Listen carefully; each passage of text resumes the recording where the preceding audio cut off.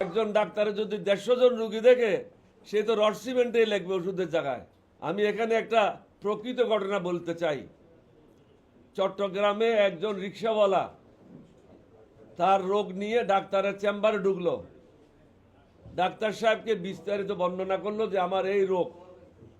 Doctor সাহেব তখন ওষুধ স্লিপ লিখবে। তখন এসে ঢুকলো, ডাক্তার সাহেব নতুন বাড়ি করছিল। তখন এসে ঢুকলো তার মিস্ত্রি। মিস্ত্রি এসে বলল, স্যার পরশুদিন ডালাই, ছাদের ডালাই হবে।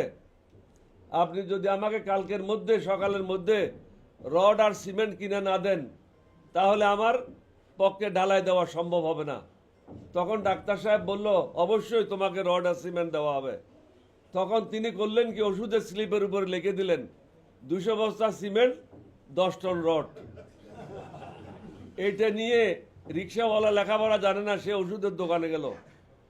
ওষুধের দোকানে গিয়ে স্লিপটা দিল।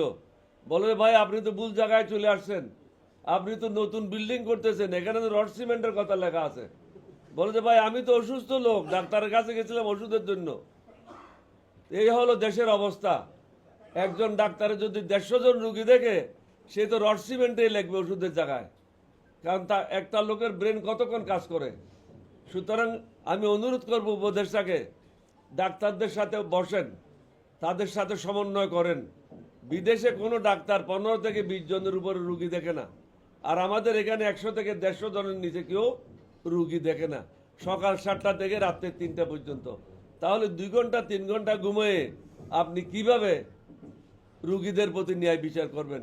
আজকে যদি রুগীদেরকে বলা হয় তোমাকে 5টা ওষুধ দেওয়া হলো, উপরের 1 নম্বর ওষুধটা দেওয়া হলো এই রোগের জন্য, 2 নম্বর ওষুধটা দেওয়া হলো এই রোগের জন্য, 3 নম্বর ওষুধটা দেওয়া হলো এই রোগের জন্য, তাহলে আপনাকে এক্সপ্লেইন করতে হবে।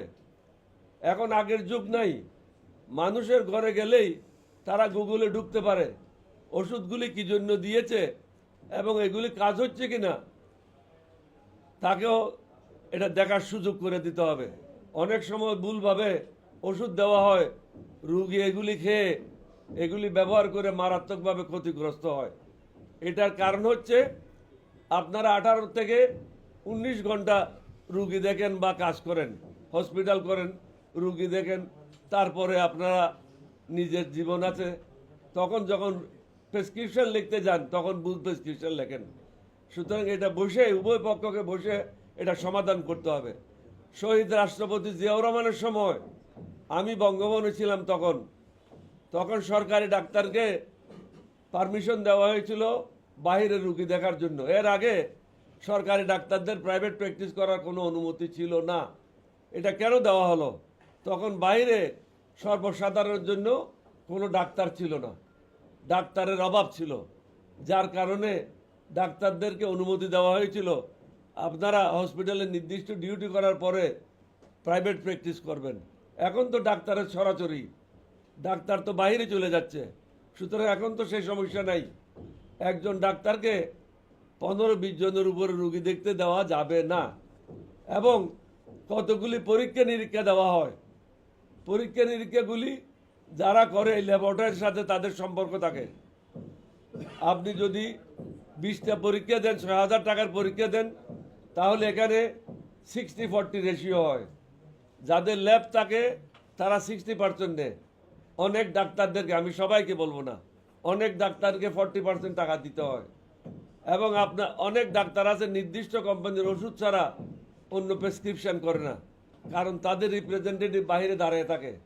এটার ফলে কি হয়, অনেক ডাক্তারদেরকে বাইরে ভিজিট করার সুযোগ দেওয়া হয়, জার্মানি যাওয়ার জন্য টাকা দেওয়া হয়, লন্ডন যাওয়ার জন্য টাকা দেওয়া হয়, জাপান যাওয়ার জন্য টাকা দেওয়া হয়। অনেকগুলি অনৈতিক কাজ বিভিন্ন সেক্টরে হচ্ছে। বর্তমান সরকারকে এগুলি দেখতে হবে।